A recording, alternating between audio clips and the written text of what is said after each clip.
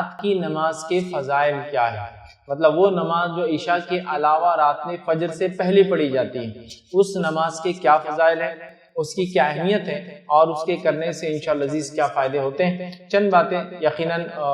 پوری باتیں اس کے فضائل میں نہیں رکھ پاؤں گا، لیکن جو کچھ جو ہے میرے نظروں سے بہرحال گزرا، جو کچھ باتیں تھوڑی بہت میرے علم میں ہیں، وہ باتیں آپ کے سامنے بہرحال میں لانے کی جو ہے کوشش کروں گا۔ یہ بات تو اپنی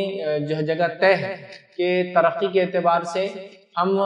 ایک ایسے جس کو کہیں گے زمانے سے گزر رہے ہیں جو ترقی کے اعتبار سے سب سے ترقی یافتہ زمانہ ہے، اس میں کوئی انکار نہیں، لیکن اہل علم کا، اہل نظر جس کو کہیں گے، جن کی نظر ہوتی ہے حالات ماحول معاشرے پر، دانشوروں کا یہ کہنا ہے کہ جہاں یہ زمانہ سب سے زیادہ سائنس، ٹیکنالوجی، علم، ہیلتھ، ایجوکیشن، فائنانس، اکنامی، کیا کیا بہرحال ہو سکتا ہے، اس میں سب سے جدید دور ہے، مطلب سب سے ماڈرن دور ہے، لیکن دینی کیفیت کے اعتبار سے یہ سب سے ہلاکت خیز دور سے ہم گزر رہے ہیں۔ جہاں سائنس اور ٹیکنالوجی میں ہم بہت اونچائی کی طرف جا رہے ہیں، وہیں دینی اعتبار سے، سمجھ رہے آپ، یا دینی بیدارگی کے اعتبار سے ہم بہت نیچے، یا پھر جسے کہیں گے عام زبان میں دینی بیزارگی کا اظہار کر رہے ہیں۔ لوگ اپنے مذاہب سے اور مسلمان اپنے دین اسلام سے دور بھاگ رہے ہیں۔ تو جہاں اس بات کو ہم کو ماننا پڑے گا کہ سائنس اور ٹیکنالوجی کے اعتبار سے سب سے ایڈوانسڈ ایج سے ہم گزر رہے ہیں، وہیں دین اور دین پر عمل کرنے کے اعتبار سے بہت ہی خستہ حالت سے ہم گزر رہے ہیں، بہت ہی برے دور سے ہم گزر رہے ہیں۔ یاد رکھیے، جہاں دین کا یا جس کو کہیں گے دینی جذبات کی کوئی قدر نہیں ہوتی، یاد رکھیے۔ اور ایسے زمانے کے اندر یاد رکھیے ہم لوگ دیکھتے ہیں کہ ہم لوگ مکمل طور سے دنیا پرستی، مادہ پرستی، مٹریلزم کی طرف بھاگ رہے ہیں اور آخرت سے بالکل بیزار ہو چکے ہیں۔ یہ اقوام عالم کا تو یہی حال ہے، مطلب دنیا کے لوگوں کا یہی حال ہے، اور ساتھ میں مسلمان بھی اس چیز کا شکار زبردست طریقے سے، زبردست انداز سے ہو چکے ہیں، یاد رکھیے۔ اور اس کے اس حد تک شکار ہو چکے ہیں کہ اللہ رب العزت نے قرآن کے اندر ایک آیت میں بیان کیا، آیت سورہ روم سورہ نمبر 30 کی آیت نمبر 7 ہے۔ اللہ رب العزت فرماتا ہے اور کہتا ہے یعلمون ظاہرا من الحیات الدنیا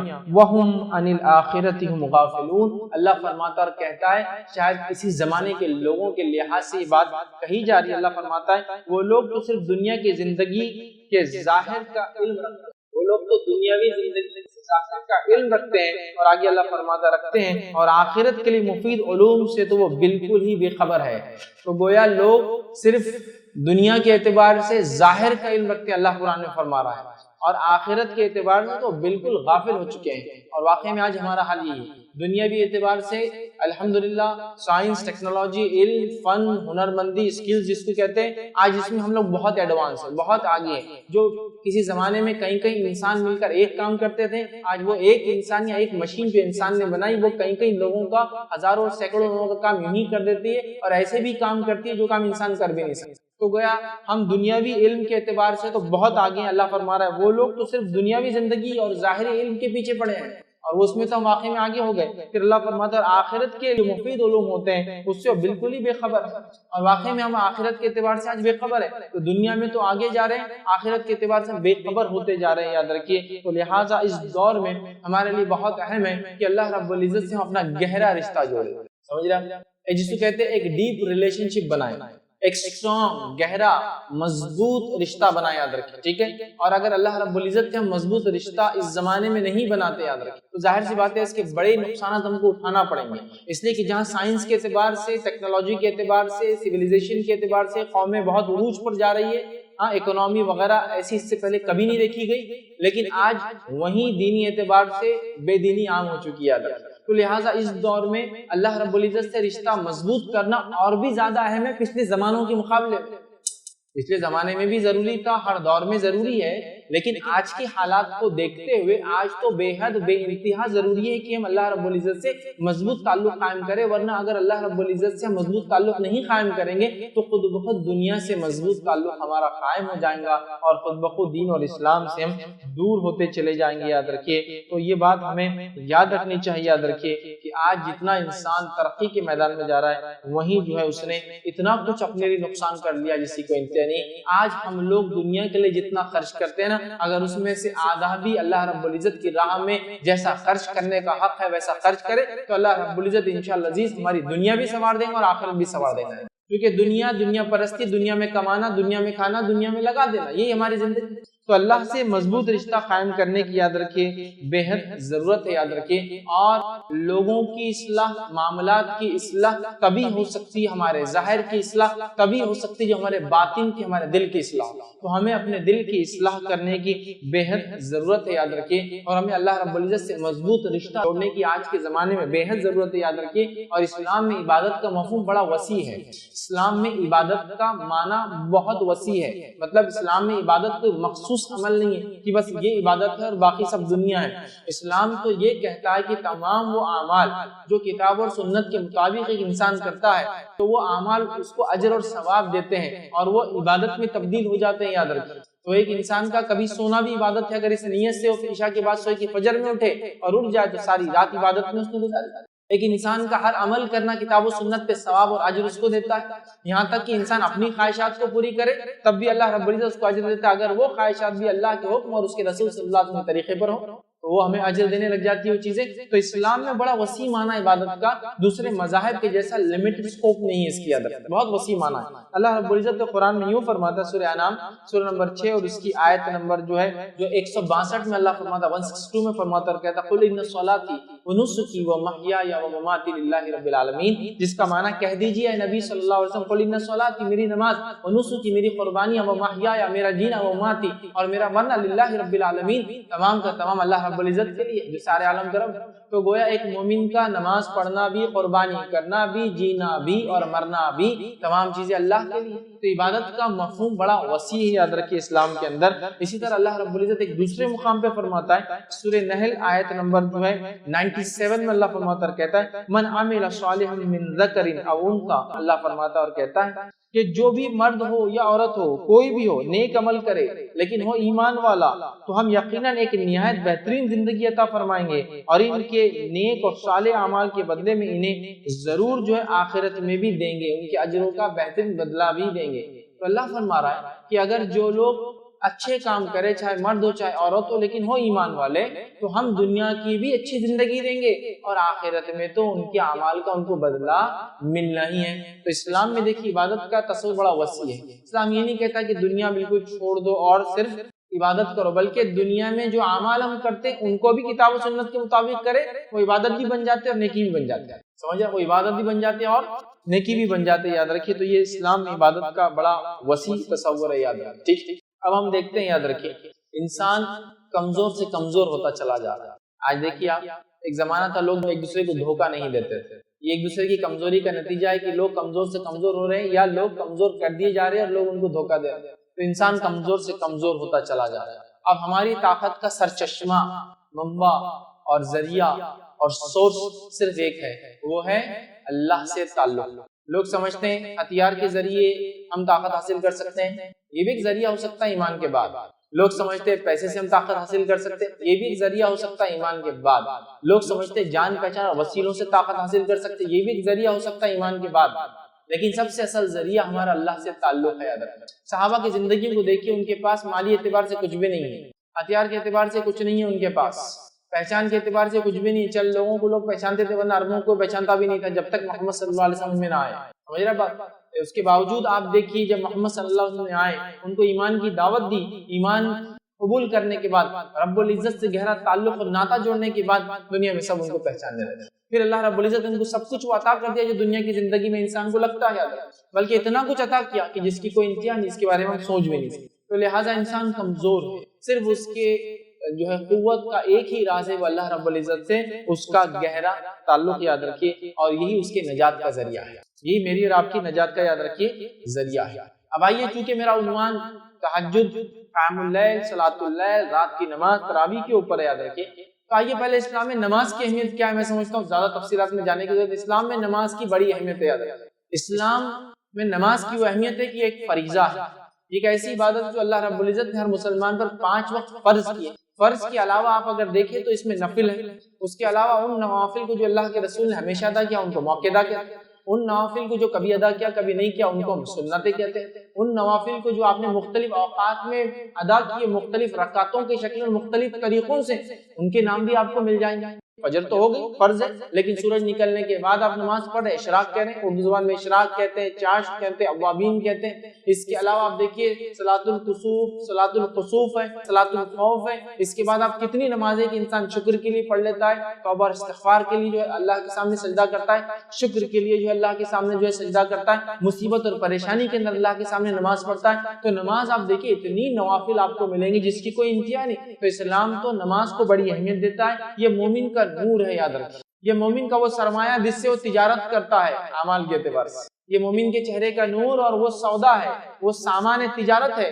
جس کے ذریعے وہ آخرت میں انشاءاللہ العزیز کامیابی پاتا ہے، اور جس کو حاصل کرتا ہے اور جس کو دیکھ کر وہ کامیابی حاصل کرتا ہے۔ مرنے کے بعد جس چیز کا سب سے پہلے حساب ہونے والا اللہ کے معاملات میں وہ کیا ہے؟ نماز، اور بندے کے معاملات میں وہ کیا ہے؟ وہ خون۔ تو اللہ کے معاملے میں سب سے پہلے حساب نماز، بندوں کے معاملے میں سب سے پہلے حساب خون کا ہونے والا ہے۔ تو آپ اندازہ لگائی نماز کی کتنی اہمیت ہے۔ نبی اکرم صلی اللہ علیہ وسلم کے تعلق سے نماز کی جو کیفیت آتی ہے وہ یہ آتی ہے کہ روایت کے اندر الفاظ دیکھیے اس طرح سے، سنن ابو داؤد کی روایت ہے، نبی اکرم صلی اللہ علیہ وسلم کو اگر کوئی انتہائی اہم معاملہ پیش آ جاتا تو آپ نماز کی طرف دوڑتے۔ کوئی انتہائی اہم معاملہ پیش آتا، کوئی مصیبت، پریشانی، مشکل، فیصلہ لینا ہے، آندھی طوفان، آپ نماز کے لیے چلے جاتے، آپ نماز کے لیے بڑھ جاتے۔ اسی طرح ہم دیکھتے ہیں ایک روایت کے اندر آتا ہے کہ نبی اکرم صلی اللہ علیہ وسلم راستہ تنگ کر دیے جاتے ہیں، آپ دنیا کے اعتبار سے مشقت اور مشکلوں سے گزرتے ہیں تو آپ کی آنکھوں کی ٹھنڈک یہ نماز ہوا کرتی۔ اور مسند احمد کی روایت کے الفاظ یوں ہیں کہ نبی اکرم صلی اللہ علیہ وسلم کاروبار حیات میں شدت اور تنگی،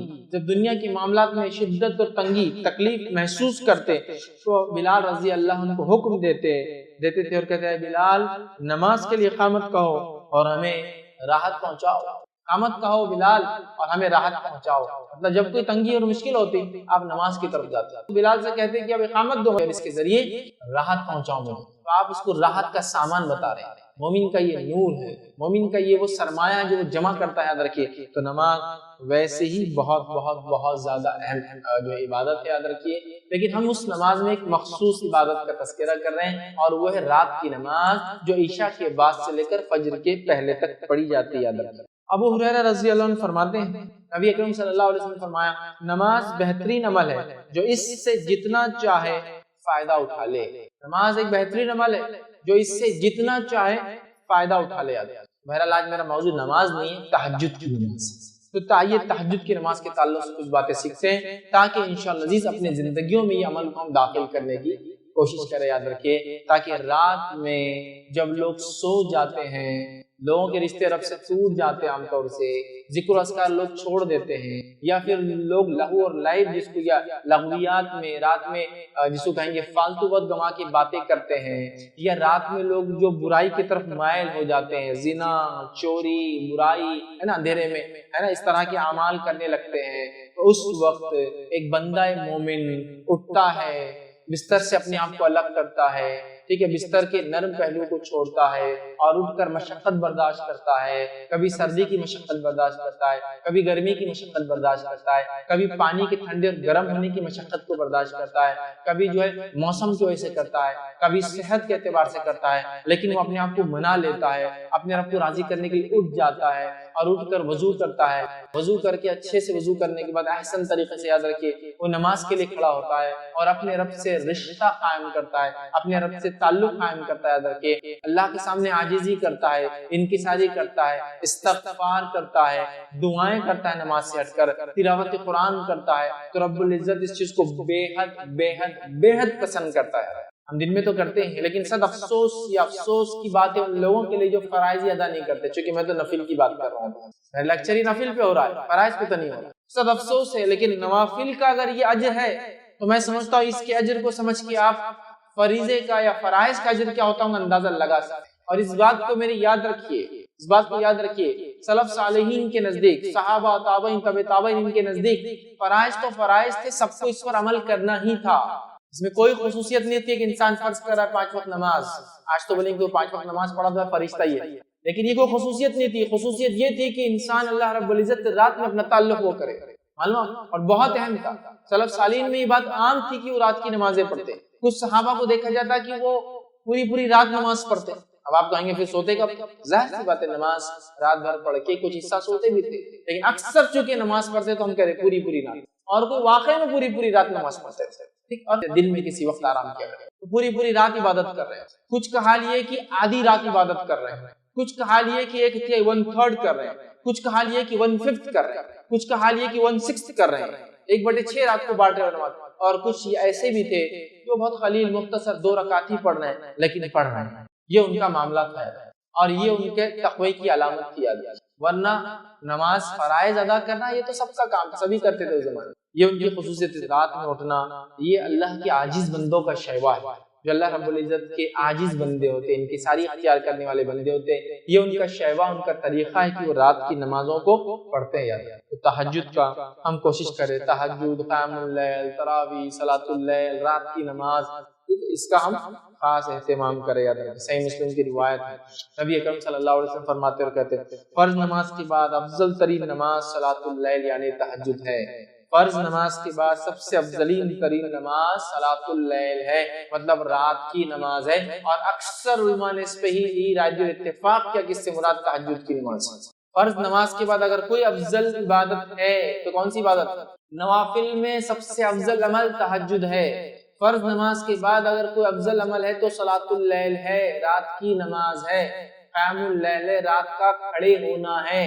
کھڑے ہونے سے مراد نماز کے لیے کھڑے ہونا، رات کی نماز ہے. یہ سب سے افضل عمل ہے. یاد رکھیے فرض نمازوں کے بعد تو ہمیں چاہیے کہ ہم فرائض کا تو اہتمام کریں، نوافل میں بڑھ چڑھ کر حصہ لیں. کیوں کہ جب ہم نوافل کا اہتمام کرتے ہیں تو اللہ رب العزت ہماری بہت تائید اور نصرت کرتا ہے. یاد رکھیے ہمارے دلوں سے بیماریوں کو، پریشانیوں کو، دکھوں کو، تکلیفوں کو دور کر دیتا ہے. ہماری دعاؤں کو، حاجتوں کو، منتوں کو، مرادوں کو قبول کر لیتا ہے. رات کا وقت یاد رکھیں، اس کے بڑے فضائل ہیں، بڑے فضائل. فرض نماز کے بعد سب سے افضل نماز اگر کوئی نماز ہے نمازوں کے بعد تو وہ صلاۃ اللیل ہے، رات کی نماز ہے، قیام اللیل ہے، تہجد ہے، تراویح کی نماز ہے، یا جو ہے قیام اللیل جس کو ہم کہتے ہیں. یہ یاد رکھیے رات کی نماز ہے. اسی طرح جو ہے یاد رکھیے نبی اکرم صلی اللہ علیہ وسلم خود کی اگر ہم مثال لے لیں تو نبی اکرم صلی اللہ علیہ وسلم کی عادت مبارکہ تھی کہ آپ فرائض کے علاوہ اتنا نفل پڑھتے، خاص طور سے رات میں، کہ روایت کے اندر آتا ہے، بخاری کی روایت ہے، آپ رات کو اتنا طویل قیام کرتے، اتنے لمبے قیام کرتے تھے کہ نبی اکرم صلی اللہ علیہ وسلم کی قدم مبارک سوج جاتے تھے، ایسے سوج جاتے تھے جیسے اب ہٹ جائیں گے. اس کو بولتے ہیں اردو ورم آ جانا، سوج جانا. سمجھ رہے ہیں؟ سوجن سمجھتے نا، باڈی پھول جاتی ہے ایکسس کام کرنے سے زیادہ. جب ماس پیشیاں جس کو کہتے ہیں، مسلز جو ہوتے ہیں انسانی باڈی میں، جب وہ کسی چیز کا اوور لوڈ ہوتے ہیں، وزن اٹھا لیتے ہیں تو سوج جاتا ہے، سویلنگز آ جاتی ہے. سمجھ رہے ہیں بات؟ اگر کسی نے کثرت کی ایکسرسائز اور زیادہ کر لی اس کے طاقت سے تو اس کی باڈی سوج جاتی ہے. نبی اکرم صلی اللہ علیہ وسلم اتنا کثرت سے قیام کرتے راتوں میں کہ اس قیام کی وجہ سے، اس کھڑے ہونے کی وجہ سے آپ کے قدم مبارک جو ہے سوج جایا کرتے، سویل ہو جاتے تھے. سمجھ رہے ہیں کہ ایسے سوج جاتے تھے کہ روایت میں الفاظ آتا ہے، اس کا ترجمہ علماء کرتے ہیں پھٹ جانے کو ہے. سمجھ اتنا آپ راتوں میں قیام. اور ایک مرتبہ آپ کی ایک زوجہ نے پوچھ لیا، آپ کی ایک بیوی نے پوچھ، اے اللہ کے رسول صلی اللہ علیہ وسلم آپ اتنی عبادت کرتے حالانکہ آپ تو بخشے بخشائے، آپ کے تو معاملات جو بخشے بخشائے آپ پھر کیوں کرتے ہیں؟ تو کہا کیا میں اللہ کا شکر گزار بندہ نہ بنوں؟ نبی اکرم صلی اللہ علیہ وسلم بخشے بخشائے تو شکر گزار بندہ بننے کے لیے یہ کام کر رہے ہیں. میرے آپ کا حال ہم کو پتہ ہی نہیں کیا ہے. یقیناً اس نے ظن رکھتے اپنے رب سے کہ ہمارا رب ہمارے گناہوں کو معاف کر کے، ہماری کوتاہیوں کو معاف کر کے ہم کو بخش دے گا انشاءاللہ. لیکن ہم کو تو پتہ بھی نہیں. لیکن اس کے بعد بھی ہم کتنے آرام سے زندگی گزار، اپنی من مانی زندگی گزار، اللہ سے تعلق کمزور سے کمزور ہوتا چلا ہے. یہاں تو میں نفل کی بات کر رہا ہوں، ہمارے فرائض غائب اللہ ہم پر رحم کرے. یہاں تو رات میں اٹھنے کی بات کر رہا ہوں، فجر نہیں ہوئی تو پھر رات میں اٹھنے کا کیا معاملہ؟ سمجھ رہے ہیں کتنا اہم ہے. یاد رکھیے تو یہ نمازوں کا ہم خاص اہتمام کریں. نبی اکرم صلی اللہ علیہ وسلم بخشے بخشائے ہونے کے باوجود بھی اتنا پڑھتے کہ پیروں میں سجن آ جاتی، سوج جاتے، پیر موٹے ہو جاتے کہ آپ کی زوجہ پوچھ رہی ہے کہ آپ تو بخشے بخشائے پھر کیوں اتنی نماز پڑھتے ہیں؟ آپ فرما رہے کیا میں اللہ کا شکر گزار بندہ نہ بنوں؟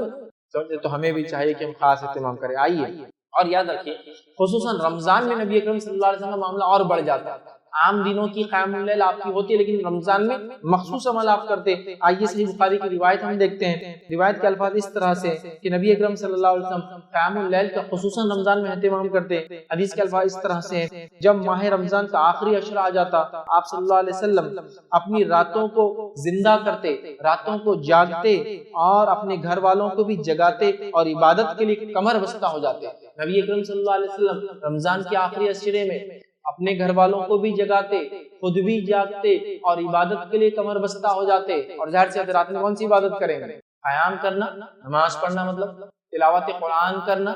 ذکر کرنا، استغفار، اپنے گناہوں کی معافی مانگنا، دعائیں کرنا، یہی تو تھا رات۔ اب ظاہر سی بات ہے عورتوں کا معاملہ لے لے، جو عورتیں پاکیزہ ہے وہی سب کر سکتی، جو ناپاکی کی حالت میں نماز چھوڑ کے وہ سب کر سکتی ہے، وہ استغفار کر سکتی ہے، ظاہر سی بات ہے اس کے لیے ان کو غسل کی ضرورت نہیں، استغفار کر سکتی ہے، دعائیں کر سکتی ہے، نماز نہیں پڑھے گی۔ دیکھ رہے اپنے گھر والوں کو جگاتے اٹھاتے، اور مطلب قیام اللیل تو اہم ہے، رمضان کی قیام اللیل اور اہم ہے، اور رمضان کی آخری عشر قیام اللیل اور اہم ہے کہ اللہ کے رسول خود جاگ رہے ہیں، گھر والوں کو جگا رہے ہیں، تو ہمیں قیام اللیل کا تو یوں ہی اہتمام کرنا چاہیے، رمضان میں بالخصوص کرنا چاہیے، اور رمضان کی آخری عشرے کی راتوں میں تو اور بالخصوص کرنا چاہیے، اور اس کے اندر بھی اگر اور اندر جاؤں تو رمضان کی آخری عشرے کی طاق راتوں میں تو اور بالخصوص کرنا چاہیے، کیونکہ وہ شب قدر بھی ہو سکتی ہے، پانچوں میں سے کوئی عام دنوں میں بھی،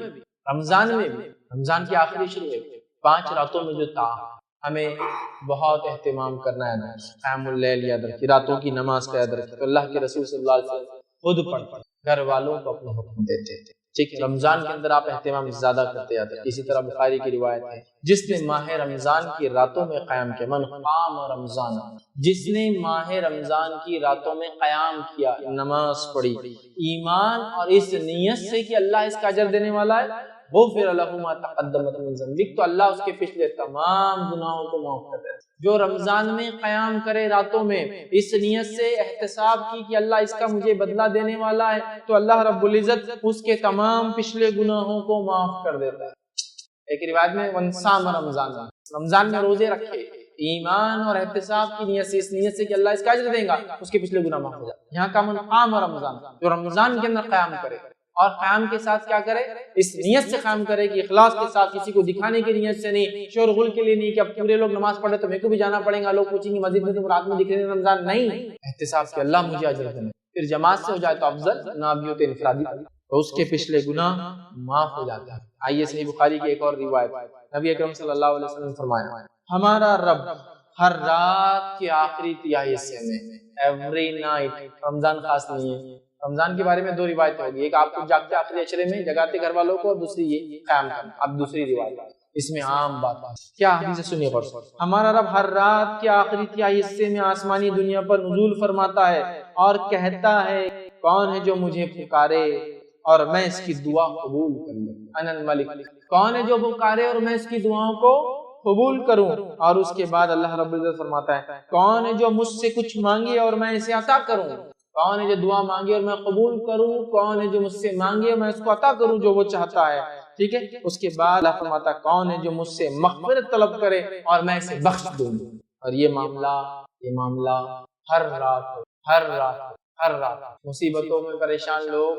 دکھوں سے پریشان لوگ، بیماریوں سے پریشان لوگ، دعاؤں کے تعلق سے کہ وہ ہماری دعائیں اللہ سے ہم کو قبول کروانا ہے،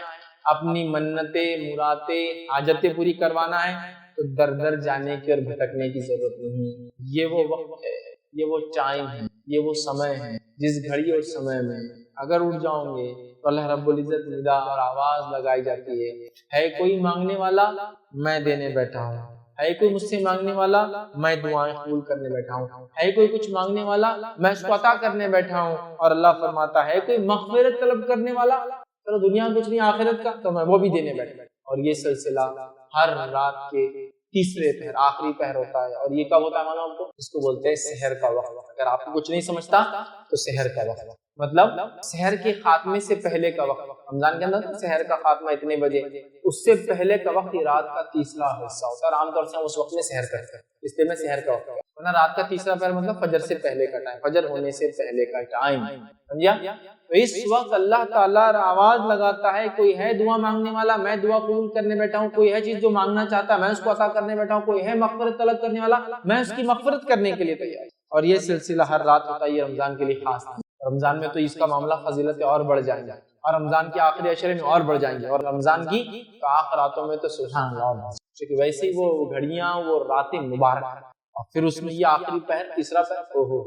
سمجھ رہے ہیں؟ اور سلف صالحین نے ان سب کو انکیش کر لیا، وہ ایسی جگہ پہ انویسٹ کرنے کی عادت ہے جہاں ان کو ریٹرنز کی بالکل پوری امید اور بہت زیادہ ریٹرنز کی امید، اور وہ کرتے تھے زیادہ۔ یہ صحابہ ہوتا ہے نا چتر چالاک، کیا کر رہا ہے چتر چالاکی اس کی کمائی آ رہی ہے تو کمائی کو نہیں خرچ کرتا ہے، کمائی کو کہیں اور انویسٹ کر کے انویسٹمنٹ کے ریٹرن سے خرچ کرتا ہے۔ آپ بولتے دیکھو کمائی لیتا ہے، کمائی کو انویسٹ کرتا ہے، وہ الگ اس کا جمع ہو رہا، پھر اس سے ریٹرن سے وہ کرتا ہے، اس آدمی کو چتر بولتے ہیں۔ ہاں ٹھیک ہے، جو کما کے خرچ کر رہا ہے وہ بھی ٹھیک ہے، لیکن ایک آدمی کماتا ہے، کمانے کا آدھا حصہ انویسٹ کرتا ہے، انویسٹمنٹ کا ریٹرن بھی کمائی واپس چلتا ہے، وہ کیا کر رہا ہے؟ ایک طرح سے ایسٹس ڈیولپ کر رہا ہے۔ آپ بولتے ہیں بڑا چتر چالاک ہے یار، کیا دنیا بنا لیا، انکم آتی تھی میں نے پورا خرچ کر دیا، اس نے انویسٹ کیا کہیں تو بھی،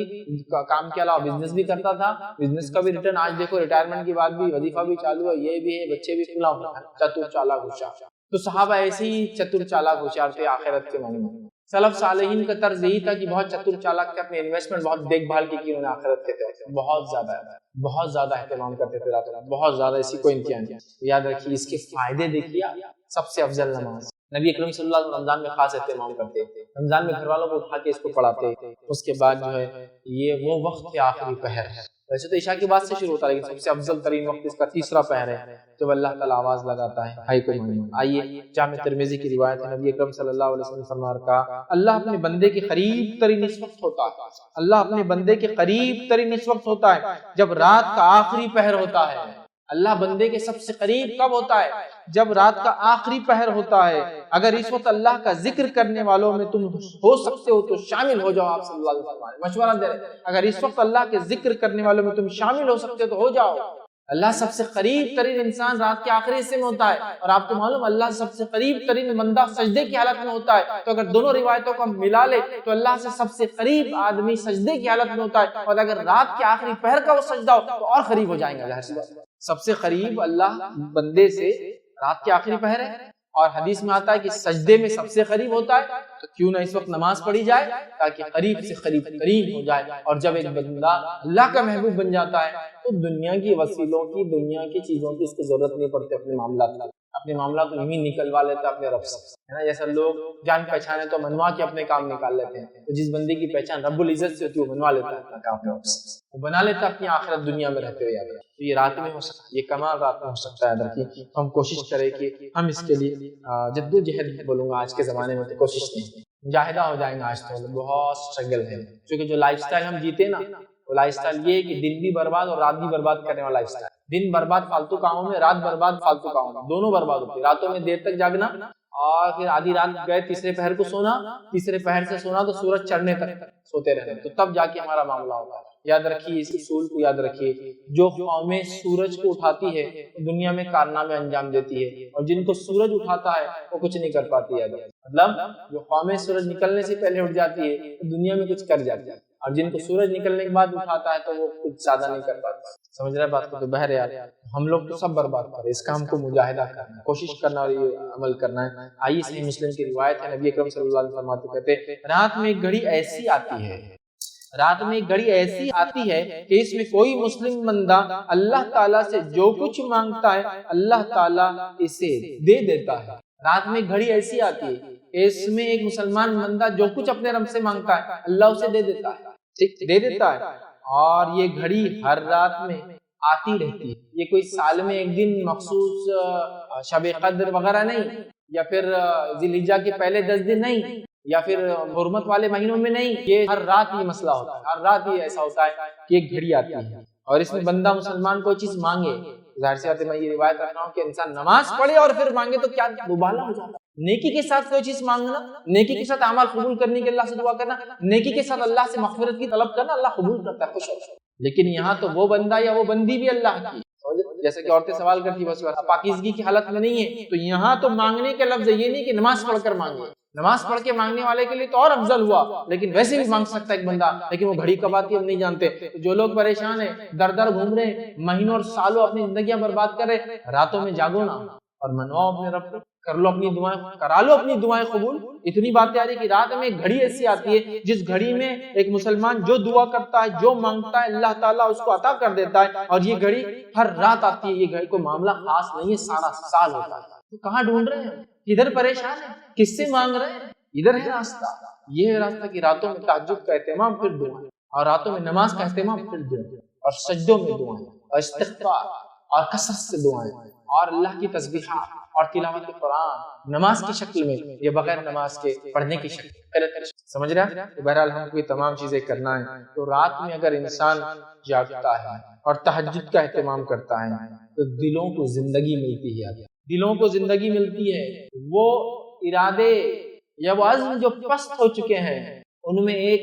نئی زندگی آتی ہے. آپ نے سب کچھ کر لیا دنیاوی اعتبار سے, آپ تھک گئے ہیں, اب رات میں اٹھ کے عبادت کریے اپنے رب کو راضی. دیکھیے وہ جو عزم تھے اللہ پورے کرے, وہ جو ارادے تھے اللہ پورے کرے. آپ دنیاوی اعتبار سے تھک چکے ہیں, اب اس میں ایک نئی جان اللہ تعالیٰ ڈالا. تو راتوں میں اٹھنے سے زندگی ملتی ہے. وہ عزم جو ختم ہو چکے, پستہ ہو چکے, اس میں نئی توانائی اور نئی جوش اور جان آتی ہے. اسی طرح ہم دیکھتے ہیں اللہ تعالیٰ کا قرب حاصل, ٹھیک. اسی طرح ہم دیکھتے ہیں گناہوں سے رات میں اٹھنا انسان کو روکتا ہے, معلوم. اسی طرح ہم دیکھتے ہیں یہ گناہوں کا کفارہ بھی بنتا ہے. راتوں میں اٹھنا ہمارے گناہ, اس لیے کہ اللہ تعالیٰ مشقت کو دیکھتا ہے. اب آپ کہیں گے کیا میں تہجد بغیر رات میں سوئے کے پڑھ سکتا ہوں؟ ہاں پڑھ سکتے ہیں, مسئلہ نہیں. لیکن سو کر اٹھ کے آخری حصے میں اٹھ کر پڑھنا چونکہ اس میں بڑی مشقت ہے, اس کا اجر ہے. ورنہ تہجد تو عشاء کی بعد بھی پڑھ سکتے, سونا ضروری ہے. لیکن اجر کے اعتبار سے سو کر نفس کو کاٹ کر پھر اٹھنا اور پھر نماز پڑھنا یہ بڑی سمجھ رہے آپ, اس کا اجر زیادہ ہے. نبی اکرم صلی اللہ علیہ وسلم نے فرمایا قیام اللیل کیا کرو, قیام اللیل کیا کرو, کیونکہ تم سے پچھلے صالحین کی یہی عادت تھی. تم سے پہلے جتنے صالحین گزرے, انبیاء اور انبیاء کے پیروکار, ان کے حوارین, ان کے اصحاب, ان کے مددگار, ان پر ایمان لانے والے, ٹھیک ہے, ان کا طریقہ, صالحین کا یہ نیکوکاروں کا طریقہ عادت رہی ہے. اور یہی عمل پیہم تھا, مطلب اس میں وہ بالکل اٹل تھے, یہ عمل بالکل برابر وہ استقامت کے ساتھ کرتے چلے گئے. ہم سے پچھلے لوگوں کی عادت تھی نیک لوگوں کی, اور ہمیں بھی اپنے سے پچھلوں کے نیک طریقے پر اور اچھی عادتوں پر چلنا ہے. اور پچھلی قوموں نے جو غلطیاں کی اس سے بچنا ہے, یاد رکھیں. دعائیں بھی کرتے تو غیر المغضوب علیہم, ہم بولتے نا صراط الذین انعمت علیہم, اس راہ پہ چلا جن پہ تیرا انعام ہوا. یہ انعام والے لوگوں کا طریقہ تھا رات میں اٹھنا. غیر المغضوب اور وہ پچھلے لوگوں نے جس پہ غضب ان میں مت ہمیں شمار کر, ولا الضالین جو بھٹک گئے. دعائیں کرتے ہیں تو پچھلے لوگوں کا طریقہ, نیک لوگوں کا جن پہ انعام ہوا, اور راتوں کو اٹھا. یہ عاجز بندوں کا شیوا اور طریقہ اللہ کے نیک بندوں کا شیوا ہے کہ اٹھتے. جامع ترمذی کی بہر روایت تھی. اسی طرح جو ہے وہب بن منبہ رحمۃ اللہ علیہ ایک تابعی ہے, وہ فرماتے ہیں اور کہتے ہیں, ان کا قول دیکھیے, قیام اللیل سے بدصورت کے چہرے پر اللہ تعالیٰ چمک دے دیتا ہے گناہوں کی وجہ سے. وہ آدمی نہیں کہ اب آپ بولیں گے امریکن اور یورپین تو پورے گورے ہوتے ہیں, اب ان کو کیا بدصورت کو دیں گے. نہیں, کانٹیکسٹ. انسان کی بدعمالیاں اس کے چہرے کو کالا کر دیتی ہے, اس کی بدعمالیاں اس کو بیکار بے نور کر دیتی ہے. تو یہ فرماتے ہیں, یہ تابعی ہے, وہ فرماتے ہیں وہاب بن منبہ رحمۃ اللہ علیہ, وہ کہتے ہیں قیام اللیل سے بدصورت کے چہرے پر چمک آ جاتی ہے. جس کو بولتے ہیں نا آپ کسی کے چہرے کو دیکھ کر ارے کیا چہرہ ہے یار یہ آدمی کا, اس کا رنگ کچھ بھی ہو سکتا ہے, لیکن اس کے چہرے کو دیکھ کر آپ فریش ہو جاتے ہیں, آپ میں موٹیویشن جنریٹ ہوتا ہے, آپ خوش ہوتے ہیں کچھ لوگوں کے چہرے پر. وہ فرماتے ہیں کہ اللہ تعالیٰ قیام اللیل سے بدصورت چہرے پر چمک آ جاتی ہے. یہ فرماتے ہیں اس کی بدولت ذلیل آدمی کو اللہ عزت نصیب کر دیتے ہیں. اب ظاہر سی بات ہے جو رات کو اٹھ کے نماز پڑھ رہا تو فرائض کا اہتمام تو ہو ہی چکا ہوں گا نا اس کا, اللہ تعالیٰ اس کے ان اعمال, فرائض اور نفل میں اضافہ اور راتوں میں اٹھنے کی بدولت کیا کرتا ہے, اس کے لیے یہ کرتا ہے کہ ذلیل آدمی کو اللہ عزت دلا دیتا ہے. اور کئی لوگ جو اعمال کے اعتبار سے ذلیل تھے, گناہگار تھے, جب اللہ کے حضور میں جو توبہ کیا, سچی توبہ کی اور ایمان لائے, اور اس کے بعد جو نبی نے جس وقت میں موجود تھے اس نبی پر ایمان لا کے اس کے طریقے پر چلے اور اللہ رب العزت کو راضی کرنے کی کوشش کی, تو وہ ایک دم ذلیل تھے اعمال کے اعتبار سے, اللہ نے عزت بخش دنیا کی. تو چور اور ڈاکو تھا, ایمان لے کر آیا, اللہ نے عزت بخش. سمجھ رہا, تو کوئی اللہ کا نیک بندہ بن گیا جس کے واقعہ, جس کی برائیاں مشہور تھی سماج میں, یہ ہوتا ہے. تو وہ کہتے ہیں کہ اللہ ذلیل کو عزت دے دیتا ہے, ٹھیک ہے. اور پھر فرماتے ہیں روزے دار کی شہوانی قوتوں کو کمزور کر دیتا ہے, اور مومن کے لیے جنت سے پہلے راحت و آرام کی کوئی جگہ نہیں. دن میں روزہ رکھنے سے شہوانی قوتیں کم ہوتی ہیں, اور رات کو جاگنے سے چہرے پر نور اور عزت ملتی ہے. سمجھ رہا, کتنی بڑی بات. اب جو واقعے میں فرائض پہ عمل کر رہا ہے وہ اپنے نور کو اور بڑھا لے, اپنی عزت کو اور بڑھا. جو عمل نہیں کرتا ہے وہ فرائض سے عمل کر کے اس طرف بھاگنے کی کوشش کرے. یہ گریس مارکس کی بات ہو رہی, جتنی بھی نوافل کی بات ہو رہی. نوافل فرض کے بعد ہی اجر دیتے ہیں, تو کوئی سمجھ نہیں آ رہے اتنے فائدے تو میں فرض نہیں کر کے یہ کروں گا, یہ تو تب اجر دیں گے جب فرائض ہوں گے. یہ بات یاد رکھیں, ٹھیک ہے. بہرحال آئیے آگے. عبداللہ ابن عباس رضی اللہ عنہ فرماتے ہیں, ان کا قول ہے, فرماتے ہیں جو شخص یہ چاہتا ہے کہ اللہ تعالیٰ اس کے لیے قیامت کا طویل قیام آسان کر دے, جو شخص یہ چاہتا ہے کہ اللہ تعالیٰ قیامت کا طویل قیام اس کے لیے آسان کر دے، اسے چاہیے کہ وہ اپنے آپ کو راتوں کی تاریکی میں سجدے اور قیام کی حالت میں اللہ کے سامنے حاضر کرے۔ قیامت کا قیام بہت لمبا ہے، 50 ہزار سال کا، لیکن حساب و کتاب لوگوں کے ہوں گے نہیں شروع۔ پسینے کا یہ عالم ہوا کہ لوگ اپنے گناہوں کے اعتبار سے پسینے میں ڈوبے ہیں، ٹکنے گھٹنے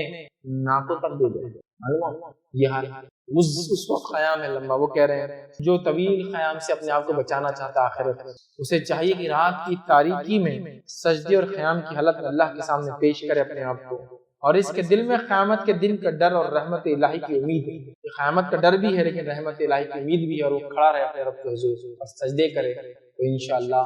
وہ قیام اس کے لیے آسان ہو جائے گا انشاءاللہ۔ یاد رکھیے۔ تو بہرحال اس کے ساتھ ساتھ قیام اللیل کی فضیلت جو ہے مسند احمد کی ایک روایت میں آتی ہے، اتنی بہترین پیاری پیاری فضیلتیں ہیں، یاد رکھیے۔ ایک کے بعد ایک اس حدیث میں آتی ہے، یہ حدیث میں آپ کے سامنے رکھتا ہوں۔ آئیے حدیث کے الفاظ سنیے۔ نبی اکرم صلی اللہ علیہ وسلم فرماتے ہیں تم رات کا قیام ضرور کیا کرو، تم راتوں کی نمازیں ضرور پڑھا کرو، تم عشاء کے بعد سے لے کے فجر سے پہلے تک کچھ نہ کچھ نمازیں ضرور پڑھا کرو، نام تہجد بولو، تراویح بولو، قیام اللیل بولو، تم پڑھا کرو، تم راتوں کا قیام ضرور کیا کرو، کیونکہ یہ تم سے پہلے صلح کی عادت تھی، تم سے پہلے کے انعام والے لوگوں کی، نیک لوگوں کی عادت تھی۔ تو پہلا فائدہ رات کی نماز، نیک لوگوں کے نقش قدم پر چل رہے ہیں، پہلا۔ دوسرا فرماتے ہیں عادت تھی، اور رات کا قیام اللہ سے قریب کرتا ہے، رات کا قیام اللہ سے قریب کرتا ہے، دوسرا فائدہ۔ تیسرا فرماتے ہیں گناہوں سے بچاتا ہے، مطلب دن میں گناہوں سے بچنے کی صلاحیت پیدا ہوتی ہے اگر قیام کریں گے رات میں تو۔ چوتھا فائدہ سنیے، فرماتے ہیں آپ صلی اللہ علیہ وسلم، اور برائیوں کو مٹا دیتا ہے، جو پچھلا ہو گیا وہ نام اعمال برا کلیئر ہوتا ہے، نیا نام اعمال میں گناہ انٹری نہیں لیتے، گناہوں سے دن میں بچاتا ہے، پچھلے جو گناہ ہو گئے ان کو مٹاتا ہے۔ پانچواں فائدہ سنیے، غور سے سنیے، برائیوں کو مٹاتا ہو گیا پانچواں فائدہ، اور جسمانی بیماریوں کو دور کرتا ہے۔ کون سا ایسا انسان ہے جو بیمار نہیں؟ کون سا ایسا انسان ہے جو کہے گا میرا نام عمل تو نیکیوں سے فل؟ کون سا ایسا انسان ہے جو کہے گا گناہ میں نہیں کرتا ہوں؟ کون سا ایسا انسان ہے جو یہ کہے کہ جو پچھلے گناہ ہے وہ مٹانا نہیں چاہتا؟ کون سا ایسا انسان ہے جو کہے کہ میں سلف صالحین کے ہم سے پچھلے گزرے ہوئے نیک لوگوں کے طریقے پہ نہیں چلنا چاہتا؟ یہ نیک لوگوں کا طریقہ تھا، یہ کرنے سے، رات قیام کرنے سے اللہ تعالیٰ کے ہم قریب ہوتے ہیں۔ کون سا انسان اللہ کے قریب نہیں چاہتا؟ یہ کرنے سے ہمارے دن میں گناہ نہیں ہوں گے انشاءاللہ، تو اللہ گناہ سے بچاتا ہے، پچھلے گناہوں کو مٹاتا ہے، اور بیماریوں سے پورے علاج، پورے مسائل کا حل، پورے پرابلم کا سلوشن رات میں جاگنا ہے۔ رات میں تو جاگنے میں سے کوئی ڈاؤٹ نہیں۔ یہ طریقے جو صلح نیک لوگ کرتے تھے، قیام، تلاوت قرآن، استغفار، ذکر و اذکار، دعائیں، نماز لمبی لمبی، ٹھیک، یہ سب کر کے ہم کو راتوں کو جاگنا ہے، اپنے رجگنی جو ہم نے بنا لیا، یاد رکھیے یہ بڑی اہم بات ہے، یاد رکھیے۔ اور اللہ رب العزت جو ہے قرآن میں فرماتا ہے اور کہتا ہے امن هو قانت آناء اللیل ساجدا وقائما یحذر الآخرة ویرجو رحمت ربہ قل هل يستوی الذین یعلمون والذین لا یعلمون۔ اللہ فرماتا ہے بھلا جو شخص راتوں کی اوقات سجدوں اور قیام کی حالت میں گرتا ہو، آخرت سے ڈرتا ہو اور اپنے رب کی رحمت کی امید رکھتا ہو، بھلا جو شخص، اللہ فرماتا ہے، راتوں کے اوقات میں سجدے کرتا ہو اور قیام کی حالت میں جو ہے گزارتا ہو اور آخرت کے ڈر اور اس کی بھلائی، جو شخص راتوں کے اوقات میں سجدوں اور قیام کی حالت میں گرتا ہو، آخرت سے ڈرتا ہو اور اپنے رب کی رحمت کی امید رکھتا ہو،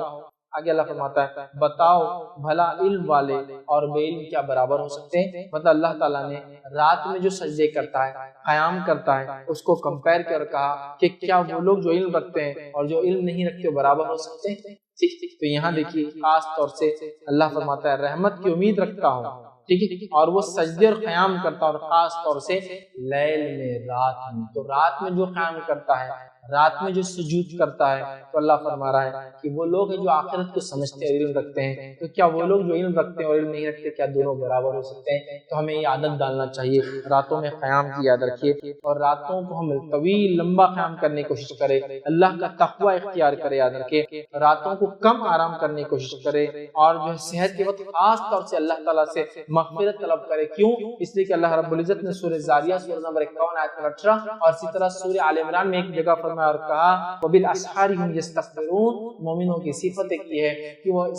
سحر کے وقت میں استغفار کرتے ہیں۔ کیا فرمایا اللہ نے؟ وَبِالْأَسْحَارِ هُمْ يَسْتَغْفِرُونَ، وہ لوگ سحر کے وقت استغفار کرتے، چونکہ اس آخری پہرے رات کا اور سب سے افضل گھڑی ہے، اللہ رب العزت نچلے آسمان پہ ہوتا ہے اور بندہ اللہ سب سے قریب ہوتا ہے، اور روز آواز لگائی تو کوئی مانگنے والا اور کوئی ہے مغفرت طلب کرنے والا، میں مغفرت دوں۔ تو جو ہے استغفار کا وقت ہے، یاد رکھیے۔ تو ہمیں چاہیے ہم کوشش کریں کہ اللہ تعالیٰ سے راتوں میں اٹھ کر خوب جو ہے توبہ کرے اور خوب ہم جو ہے استغفار کرے، یاد رکھیں۔ اور یاد رکھیں سلف صالحین کے قول میں سے قول ہے، ابو سلیمان دارانی رحمۃ اللہ علیہ فرماتے اور کہتے ہیں، یہ تاریخ دمشق میں ان کا یہ قول ملتا ہے، وہ کہتے ہیں کرنے والوں کو راتوں کے قیام میں لہو و لعب میں مشغول لوگوں سے بھی زیادہ لذت ملتی ہے۔ جو لوگ راتوں کو جاگ کر رب کو راضی کرنے کی کوشش کرتے ہیں نا، ان لوگوں کو جو لوگ راتوں میں جا کے لہو اور لعب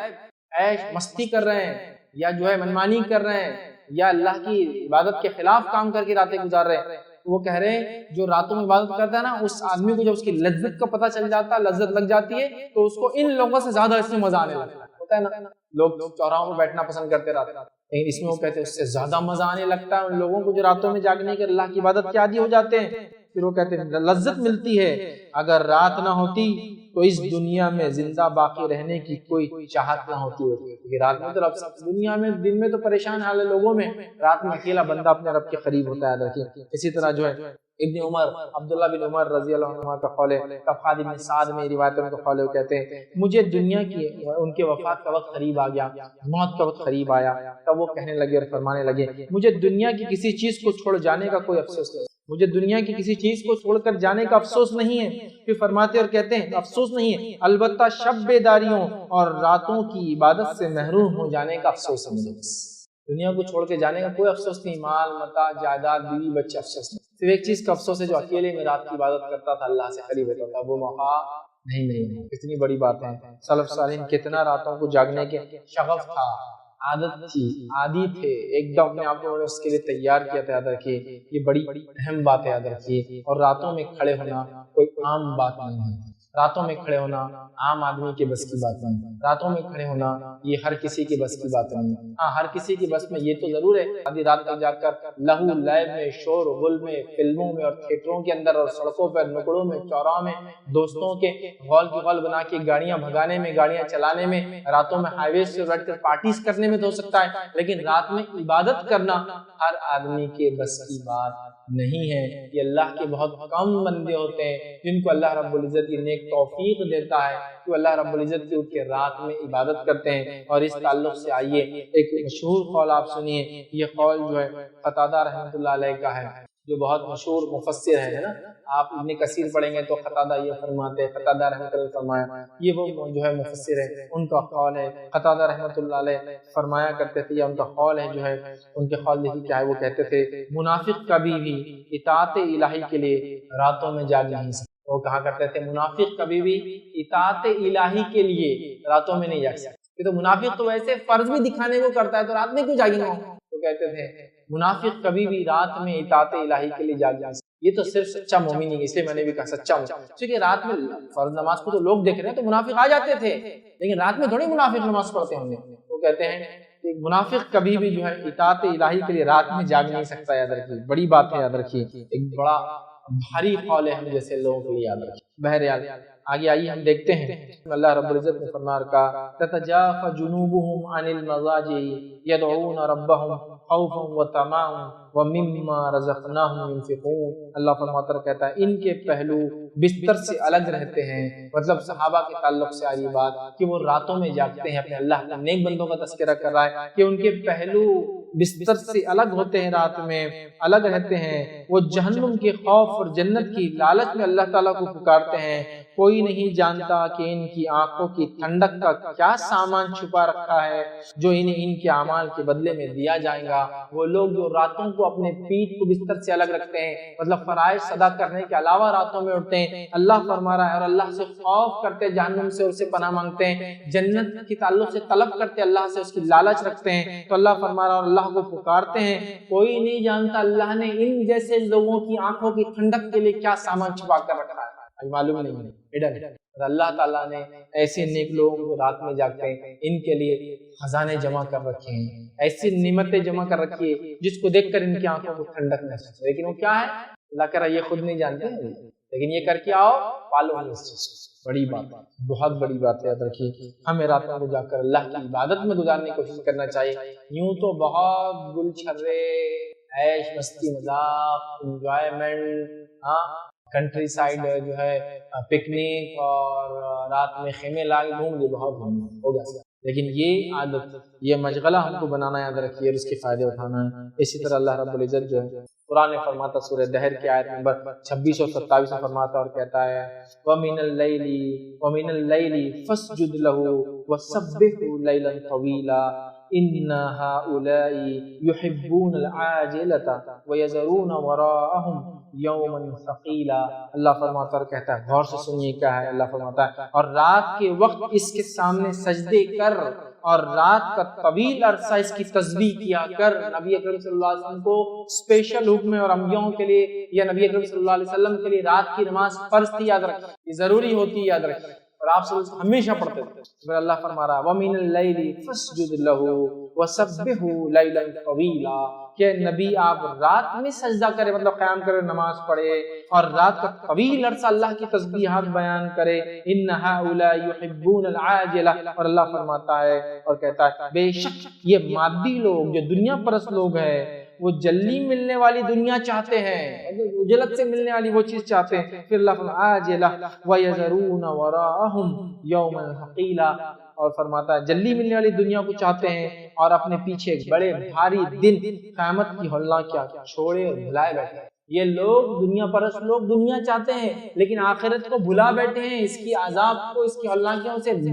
جو ہے یہ لوگ بالکل انجان ہیں۔ لیکن اے نبی آپ راتوں میں جگہ کیا کیجئے، سجدے کیا کیجئے، خوب ذکر کیا کیجئے اور ایک بڑا طویل عرصہ اس میں گزاریے۔ تبھی تو نبی اکرم صلی اللہ علیہ وسلم لمبی لمبی راتوں میں نمازیں قائم کرتے تھے، جیسے قیام ہوتا تھا ویسا اتنا لمبا رکوع ہوتا تھا، ویسا اتنا لمبا سجدہ ہوتا تھا، بہت آرام اور اطمینان کے ساتھ آتا۔ یہ نماز کی کیفیت و تفصیلات دیکھنا ہے تو وتر اور تہجد اور تراویح کی نماز کی تفصیلات میں نے پورا بیان کی۔ وتر کی نماز کا طریقہ اس سے پورے مسائل میں نے اس میں وتر اور تہجد کی نماز کا طریقہ اس کو مسائل بیان کیا۔ تو ہم دیکھتے ہیں سلف صالحین کا یہی طرز تھا اور وہ بہت زیادہ اس میں جو عمل کیا کرتے تھے، ٹھیک ہے۔ اسی طرح ہم دیکھتے ہیں جو ہے بعض سلف صالحین کے رات کی نماز کے تعلق سے جو اقوال میں سے اقوال ملتا ہے وہ یہ ہے، وہ شخص سخت برے حساب سے نجات کی امید کیسے لگا سکتا ہے جبکہ وہ رات بھر سویا رہتا ہے اور پھر دن بھر لہو لعب اور کھیل تماشے میں گزار دیتا ہے۔ وہ شخص اللہ سے آخرت میں مغفرت کی امید کیسے کر سکتا ہے جو راتوں کے اندر وہ جو ہے وہ فرماتے ہیں جو امید کیسے لگا سکتا ہے جو رات بھر سویا رہتا ہے اور دن میں لہو اور لعب فالتو کاموں میں لگا رہتا ہے، وہ کیسے سوچ سکتا ہے کہ اس کی مغفرت ہوگی،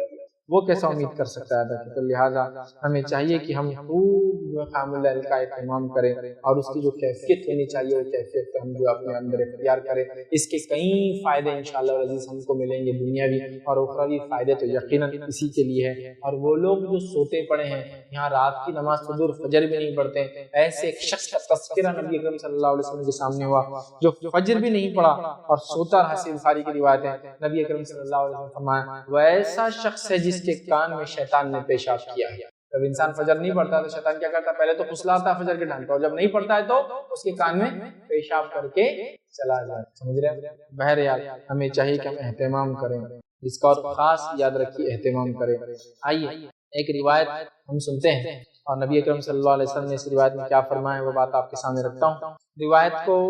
جب آپ سنیں گے تو ایسا لگتا ہے میرے اور آپ کے بارے میں بات ہو رہی ہے، بڑی افسوس کی بات ہے، لیکن جو بات بتائے گی بڑی سچی بات ہے۔ آئیے ابو ہریرہ رضی اللہ عنہ فرماتے ہوئے کہتے ہیں نبی اکرم صلی اللہ علیہ وسلم نے فرمایا اللہ تعالیٰ ہر ایک شخص سے بغض و ناراضگی رکھتا ہے، اللہ تعالیٰ ہر شخص سے نفرت اور ناراضگی رکھتا ہے۔ بغض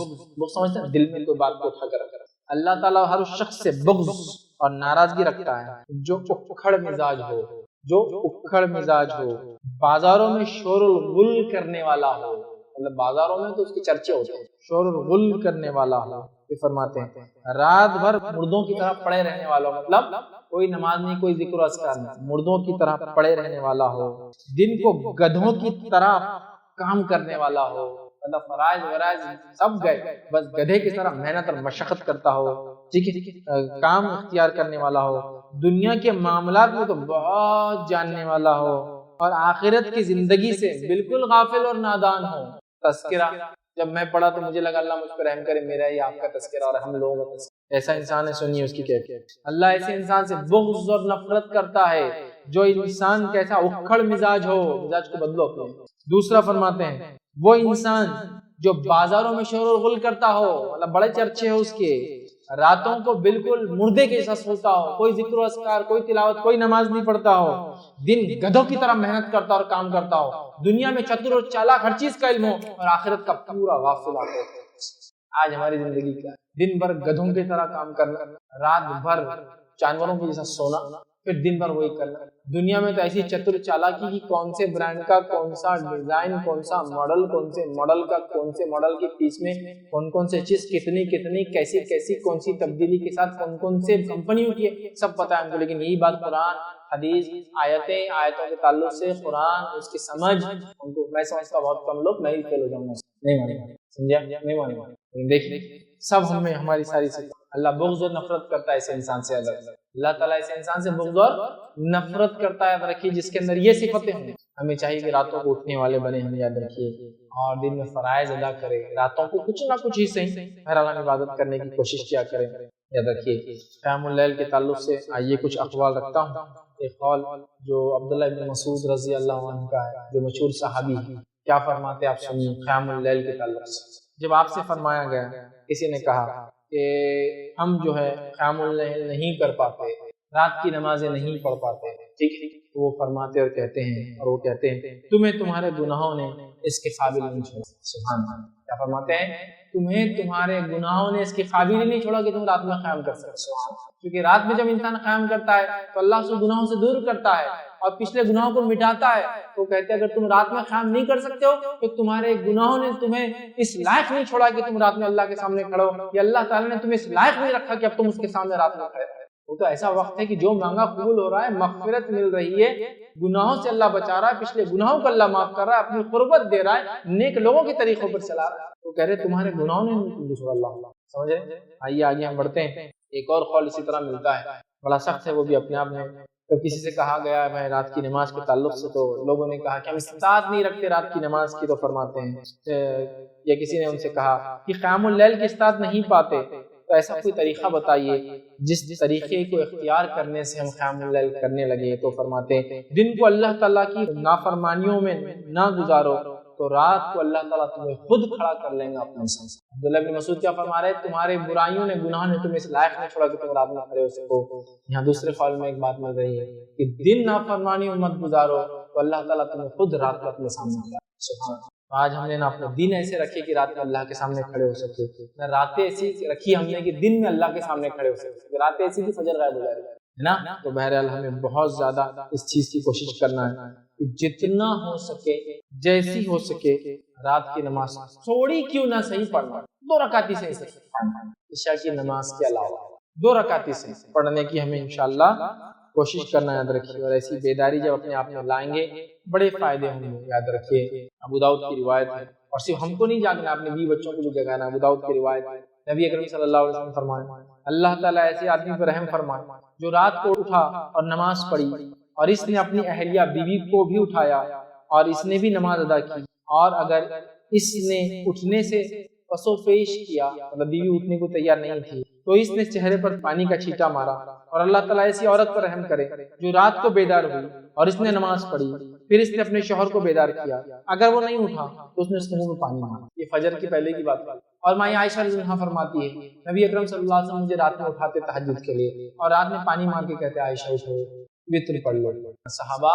رات کی نماز کے بعد وتر پڑھا کرتے تھے، اور یہی سنت بھی، وتر رات کی آخری نماز فجر سے پہلے۔ یہ لوگ تہجد کا اہتمام کرتے، تہجد کیا وتر، اللہ کیا فرما رہے ہیں عائشہ اٹھو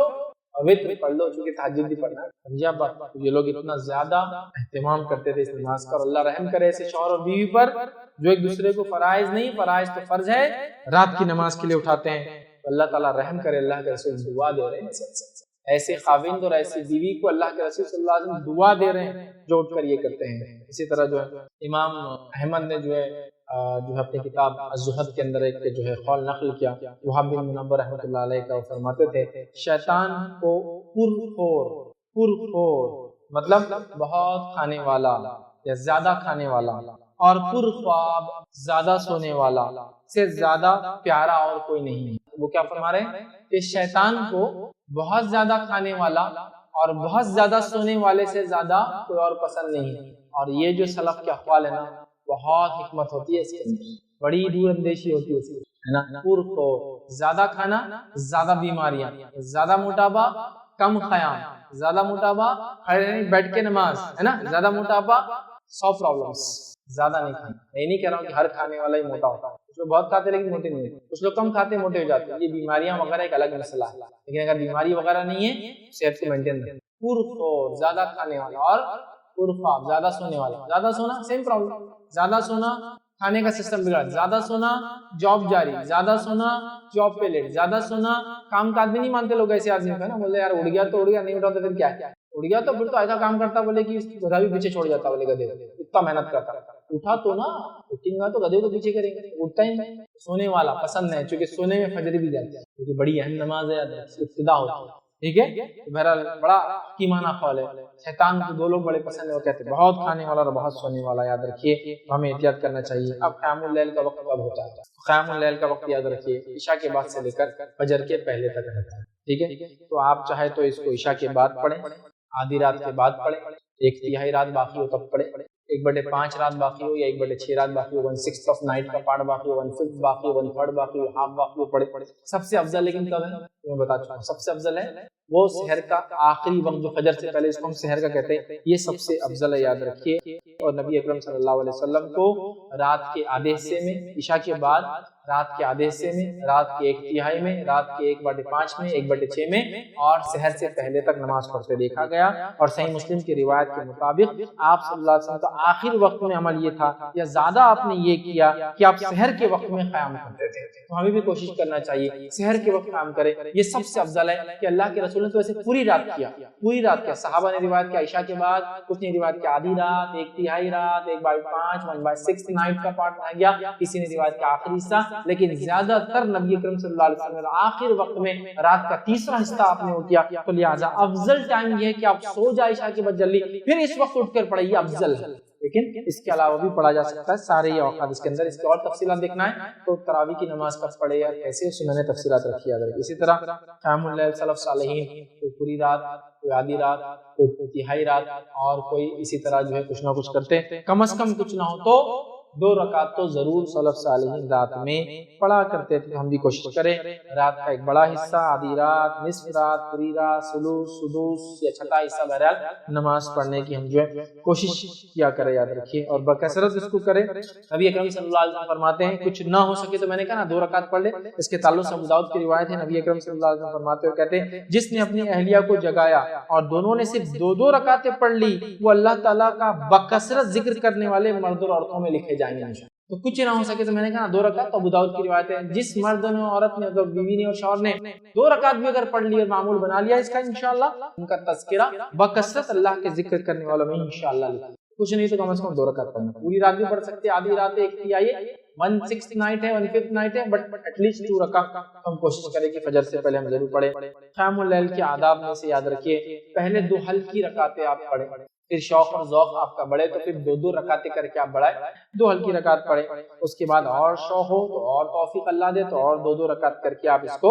بڑھا سکتے ہیں۔ ہر 2 رکعت کے بعد آپ کو سلام پھیرنا یاد رکھیے، قرات اور تلاوت قرآن کرنا ہے، قیام، رکوع اور سجود کی کوشش کرے ایک جیسا لمبا کرے، مطلب سیم ڈیوریشن کو مطلب کافی لمبے لمبے کرے، اسی طرح جو ہے قرآنی آیتوں پہ غور کر کے اس کو پڑھے، اس کے علاوہ اللہ سے دعائیں کرے، استغفار کرے، اور یاد رکھیے اتنی نمازیں پڑھے اور اتنے عمل کرے جو آپ پہ مشقت نہ ہو، پتہ چلا رات میں جاگ رہے دن بھر سو رہے ہیں، ایسا نہ ہو، آپ کی مشقت نہ ہو، اتنا عمل کرنے کی بہرحال کوشش کریں۔ اسی طرح رمضان جیسی اگر نعمت مل جائے تو اس میں تو پھر زیادہ سے زیادہ عمل کرنے کی ہم یہ کوشش کریں۔ بخاری کی روایت ہے، نبی اکرم صلی اللہ علیہ وسلم جتنی طاقت ہو اتنی عبادت کرو، اللہ تعالیٰ اجر دیتے ہوئے نہیں تھکتا لیکن تم تھک جاؤ گے، اللہ تعالیٰ اجر دیتے ہوئے نہیں تھکتا لیکن تم تھک جاؤ گے، تو اتنا کرو جتنا میں شوق، ذوق اور اس کے اندر اچھا لگے۔ اس لیے میں نے کہا 2 رکعت ہلکی، پھر 2 بڑھاؤ، 2 پھر بڑھاؤ، 2 پھر بڑھاؤ، 2 پھر 2 بڑھا سکتے، اس کے بعد بعد آپ کی وتر پڑھو اور اس کے بعد آپ فجر کی نماز کی 2 رکعت پڑھ کے مسجد جا سکتے ہیں نماز کے لیے۔ اسی طرح ایک دوسری روایت میں نبی اکرم صلی اللہ علیہ وسلم فرمایا کہا سیدھے چلو اور لوگوں کو قریب کرو اور انہیں بشارتیں دو اور صبح اور شام اور اندھیرے کی نماز اور دعا کے ذریعے اللہ تعالیٰ سے مدد مانگو۔ صبح اور شام اور اندھیرا مطلب رات میں تہجد کے ذریعے اللہ تعالیٰ سے مدد مانگو۔ ہمیں صبح شام الگ سے نوافل بھی پڑھ سکتے ہیں یا ہو سکتا ہے اس سے فرض مراد ہو، لیکن رات میں اندھیرے کے اندر نماز پڑھنا چاہیے اور اللہ تعالیٰ سے مدد مانگنا چاہیے۔ تو یاد رکھیے نماز بے انتہا افضل ہے۔ راتوں کی نماز کو معمولی نہ سمجھے، بلکہ ہم کوشش کریں اپنے آپ کو، اپنے نفس کو، اپنے بیوی بچوں کو، اپنے گھر والوں کو عادت ڈالیں اور اس کی کوشش کریں۔ یقیناً عادتیں کوششوں کی بنیاد پر ہوتی ہے۔ یاد رکھیے اللہ سے دعا تو اپنی جگہ ہے ہی سب سے اول، لیکن اس کے بعد کوشش بھی ہو۔ خالی اللہ بس یہ کر دے کہ گھر بیٹھے رہے تو نہیں ہوتا، اللہ رزق میں برکت دے گھر میں بیٹھے تو نہیں ہوتا۔ کوشش یہ ہے تو ہمیں کوشش کرنا ہے، اٹھنے کی کوشش کرنا ہے۔ تو سب سے پہلے تو فجر کی عادی بنے، فجر کی عادت تو فجر سے پہلے اٹھنے کی عادی بنے، چونکہ اسٹیپ وائز چلیں گے نا۔ فجر سے پہلے اٹھنے کی عادی بنے، فجر سے پہلے اٹھنے کی عادت ہوگی تو پھر 2 رکعت کی عادت ڈالے، کم از کم 2 سے پھر زیادہ بڑھاتے جائے، 2 4 6 8 تک چلے جائے۔ ظاہر سی بات ہے وتر کو آپ کو اس کے بعد پڑھنا ہے، پھر اس کے بعد وتر پڑھے، پھر فجر کی اذان ہوگی، آپ فجر کی سنتیں پڑھ کے مسجد جا سکتے ہیں، اور پھر سنت پڑھے، فرض پڑھے، پھر چاہے تو آپ آرام بھی بہرحال کر سکتے ہیں۔ ٹھیک ہے، سلف صالحین کا لیکن ایک عمل تھا، سورج نکلنے تک سوتے نہیں تھے، پھر سورج نکلنے کے بعد سوتے اگر رات میں جاگتے۔ ٹھیک ہے، اس لیے کہ صبح میں برکت ہے نا، حدیث میں الفاظ ہے تو صبح ہونے تک جاگا کرتے تھے بہرحال۔ تو بہرحال کوشش کریں کہ ہم لوگ جو ہے راتوں کی نماز کے اپنے آپ عادی بنائیں اور خوب اس کے لیے بہرحال ہم کوشش کریں، اللہ تعالیٰ سے دعائیں بھی کریں اور ساتھ میں ہم کوشش بھی کریں۔ یاد رکھیے، آئیے اپنی بات کو میں ختم کرتا ہوں نبی اکرم صلی اللہ علیہ وسلم کی اس حدیث کے اوپر۔ یاد رکھیے بڑی پیاری حدیث ہے، نبی اکرم صلی اللہ علیہ وسلم فرمایا کہا، عبداللہ بن سلام رضی اللہ عنہ سے راوی، جامع ترمذی کی روایت ہے، اور نبی اکرم صلی اللہ علیہ وسلم جب مدینہ تشریف لائے تو لوگ آپ کی طرف دوڑ پڑے، مطلب آپ صلی اللہ علیہ وسلم مدینہ جسٹ ارائیو ہوئے، آئے ہیں، تو لوگ دوڑنے لگے نبی اکرم صلی اللہ علیہ وسلم کی طرف دوڑ پڑے اور کہنے لگے اللہ کے رسول صلی اللہ علیہ وسلم آ گئے، اللہ کے رسول صلی اللہ علیہ وسلم آ گئے، اللہ کے رسول صلی اللہ علیہ وسلم آ گئے۔ چنانچہ میں بھی لوگوں کے ساتھ گیا تاکہ آپ صلی اللہ علیہ وسلم کو دیکھوں۔ پھر جب میں نے آپ صلی اللہ علیہ وسلم کا چہرے مبارک دیکھا، اچھی طرح دیکھا، خوب دیکھا، تو پہچان گیا یہ کسی جھوٹے کا چہرہ نہیں ہو سکتا۔ ابھی ایمان نہیں لائے تھے نا، دیکھ رہے تھے خالی، یہودی عالم تھے تو معلوم تھا کہ نبی کی علامت کیا ہوتا ہے، تو چہرہ دیکھا، دیکھنے کے بعد پہچان لی اور کہا کسی جھوٹے کا چہرہ تو ایسا نہیں ہوتا ہے، مطلب جھوٹ سے بھی چہرہ خراب ہوتا ہے، اور جو لوگ دین کا حقیقی علم رکھتے ہیں پہچان لیتے ہیں کبھی کبھی لوگ، ٹھیک ہے، کہا جھوٹے کا چہرہ نہیں، اور یہ یہودی عالم تھے، اور آپ کو پتا ہے یہودیوں میں سب سے پہلے ایمان یہ لائے تھے، یہ واقعی کا ایمان بھی لائے تھے۔ جو پہچان گیا کہ کسی جھوٹے کا چہرہ نہیں ہو سکتا، اور سب سے پہلی بات جو آپ صلی اللہ علیہ وسلم وہاں کہی، اب سنیے جو بات کہی وہ میں کہنا چاہتا ہوں، جو سب سے پہلی بات نبی اکرم صلی اللہ علیہ وسلم وہاں کہی تھی، لوگوں سلام پھیلاؤ، کھانا کھلاؤ، لوگوں سلام پھیلاؤ، کھانا کھلاؤ، رات میں جب لوگ سو رہے ہوں تو نماز پڑھو، تم لوگ سلامتی کے ساتھ جنت میں داخل ہو جاؤ، لوگوں سلام کرو، کھانا کھلاؤ، اور جس وقت لوگ رات میں سو جاتے ہیں، یہ فرض نماز کے علاوہ، چونکہ فرض نمازیں آ چکی تھی، فرض نمازیں مکی کے آخری دور میں آ چکی تھی، لوگوں سلام کرو، کھانا کھلاؤ، اور رات میں جب لوگ سو جاتے ہیں تب قیام کرو، اور یہ جو آخری پہر سحر کا ہوتا ہے نا، سب سے اچھی نیند کبھی آتی ہے مانو، تو لوگ سو رہے ہو قیام کرو تو تم سلامتی کے ساتھ جنت میں داخل ہو جاؤ، بہت زیادہ مشقت نہیں آئیں گے، چونکہ لوگ مشقت کے ساتھ بھی جنت میں جائیں گے، یہ سلامتی کے ساتھ چلے جائیں گے، ایسا مشقت کے ساتھ بھی جا رہے ہیں لوگ، حساب کتاب ہونے کے بعد جا رہے ہیں، تولے جانے کے بعد جا رہے ہیں، یہ آتی ہے سلامتی کے ساتھ، بڑی بات کر گئی، ہمیں کوشش کرنا چاہیے، ہم بھی اگر سلامتی کے ساتھ انشاءاللہ جنت میں جانا چاہتے ہیں کچھ ایکسٹرا عمل کرنا پڑا، کچھ ایکسٹرا عمل کرنا پڑا، تاکہ جنت میں اعلیٰ مقامات، اعلیٰ جنت ہمیں ملے، اور بغیر کسی ریا کے، بغیر کسی دکھاوے کے، خالص رب کو راضی کریں، اپنے پچھلے نام اعمال کے گناہوں کو مٹانے، اگلے گناہوں سے بچنے کے لیے استغفار، توبہ کرنا، تلاوت قرآن کرنا، رب کو راضی کرنا، راتوں میں جاگنا اور اٹھنے کا ہم معمول بنانا۔ اللہ رب العزت سے آخر میں دعا ہے کہ اللہ سبحانہ تعالیٰ اس چیز کی توفیق عطا فرمائے کہ ہم لوگ راتوں میں جا کر اس کی عبادت کرنے والے بنیں۔ اللہ رب العزت ہماری نسلوں کو ایسا بنائے کہ جو رات میں اٹھ کر اس کی عبادت کرنے والے بنیں۔ اس لیے 4 گھنٹے کی نیند بھی کافی ہو جاتی ہے، یہ کبھی ان کی کوشش مجاہدے پریکٹس سے ہوتا ہے، کبھی ان کی فطرت ہوتی ہے، اللہ ان کو ایسا پیدا کرتا ہے کہ 2 4 5 گھنٹے کی نیند کافی ہوتی ہے، ٹھیک۔ دوسرا ہے عمومی اعتبار سے، سائنسی اعتبار سے، سائنس یہ کہتی ہے کہ 6 سے 8 گھنٹے کے درمیان ایک انسان سو سکتا ہے، اور یہ اس کی صحت کے لیے اچھا ہے، ٹھیک ہے، 6 سے 8 گھنٹے آپ لے سکتے ہیں سائنسی اعتبار سے، شخصی اعتبار سے اور زندگی کے مختلف مراحل میں نیند کے الگ الگ مرحلے ہوتے ہیں۔ سائنس یہ کہتی ہے کہ بچہ جتنا زیادہ سو اتنا خیر ہے، اس لیے کہ جب بچہ سوتا ہے تو اس کے ڈیولپمنٹ تبھی ہوتا ہے، جاگنے میں نہیں ہوتا۔ اسی چھوٹے بچوں کو بولتے زیادہ سلاؤ، زیادہ سونے دو، کیونکہ ان کا ڈیولپمنٹ اس میں جلدی ہوتا ہے۔ جو بچے زیادہ جاگتے تو پرابلم بھی زیادہ کرتے، ستاتے بھی زیادہ، ٹھیک ہے، تو ان کا ڈیولپمنٹ بھی نہیں ہے۔ تو 18 آورس بچے سوئے تو اچھا ہے۔ چھوٹے تھوڑا بچہ بڑا ہو جاتا ہے، 3-4 سال کھیلنے کودنے لگتا ہے، تو کہا جاتا ہے کہ یہ اب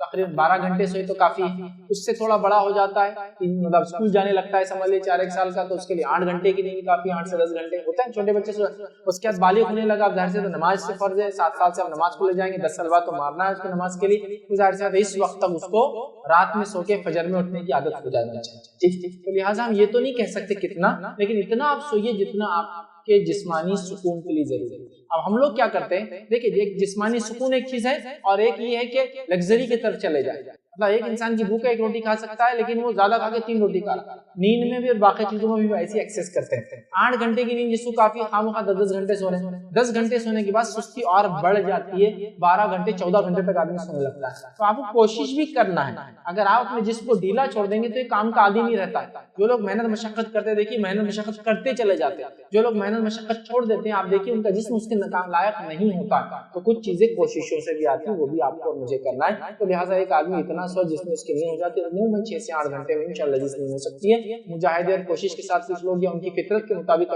6 گھنٹے سے کم بھی سوتے ہیں، 5 گھنٹے 4 گھنٹے، ایسا بھی ہو سکتا ہے، اس میں بھی کوئی غلط بات نہیں ہے۔ اگر اس کو جسمانی کوئی مسئلہ نہیں ہے تو ایسا بھی کرنے کو نہیں۔ باقی بہت سارے لوگ جن کو نیند زیادہ بھی ہے وہ اللہ کی خاطر اپنی نیند کو کم کرتے ہیں، زیادہ سے زیادہ جاگنے کی کوشش کرتے ہیں تاکہ رب العزت کی رات میں عبادت کر کے جو ہے وہ خوش کرے۔ اور ایسا بھی ہو سکتا ہے کبھی رات میں آپ کو نیند کم ہو، آپ دن میں اس نیند کو پوری کر سکتے ہیں۔ رات میں آپ کو اٹھنے کی عادت ہے کہ آپ تہجد پڑھنے اٹھتے ہیں، فجر پڑھتے ہیں، سو سکتے ہیں آپ، شریعت میں منع نہیں، بہرحال وہ کر سکتے ہیں۔ کتنا ہم یہ تو نہیں کر سکتے، لیکن جتنا ایک انسان کو منیمم بیر منیمم چاہیے اتنا تو اس کو انشاءاللہ سونا چاہیے۔ ہاں بھائی نے ایک سوال کیا کہ صبح کا سونا رزق کو روکتا ہے، ایک سوال کیا۔ تو دیکھیے ایسی کوئی روایت میرے علم میں تو نہیں ہے کہ صبح کا سونا رزق کو روکتا ہے۔ جو روایت میرے علم میں ہے وہ یہ ہے کہ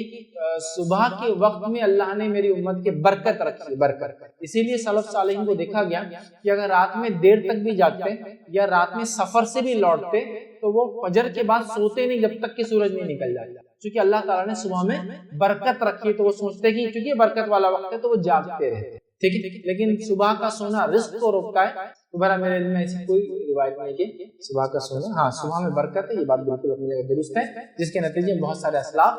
رات میں دیر سے بھی اگر ہوئے، سفر میں بھی ہو، تو صبح نہیں سوتے، سورج نکلنے تک۔ بہرحال آپ کوشش کریں کہ صبح جاگتے رہیں۔ کسی نے ایک سوال کیا ہے کہ موبائل میں فوٹو کھینچ سکتے ہیں کیا؟ دیکھیے ویسے تو فوٹو یوں ہی تو کھینچنا ہی نہیں چاہیے، موبائل میں ہو، کیمرے میں ہو یا اور کوئی ذریعے سے، ٹھیک، سوائے اس کی کہ جب شرعی ضرورت ہے تو علماء نے اس کی اجازت دی۔ شرعی ضرورت کیا ہوتی ہے، زمین زبان وقت حالات سے بدلتا جائے گا مسئلہ، وہ علماء وقت کے جواب دیں گے ہاں یہ شرعی ضرورت ہے یہ نہیں ہے۔ لیکن بہرحال عام اعتبار سے اگر آپ کہہ رہے ہیں تو بالکل نہ کھینچے۔ موبائل میں فوٹو کھینچ سکتے ہیں کیا؟ تو میں کہوں گا بالکل نہ کھینچے۔ بہت سارے لوگ سیلفی کے اور اپنی ہی فوٹو کھینچنے کی پہلے تو عادت ڈالتے ہیں، اور اب ورلڈ سائیکیٹرک ایسوسی ایشن اور امریکن یو ایس کے سائیکیٹرک ایسوسی ایشن کے اعتبار سے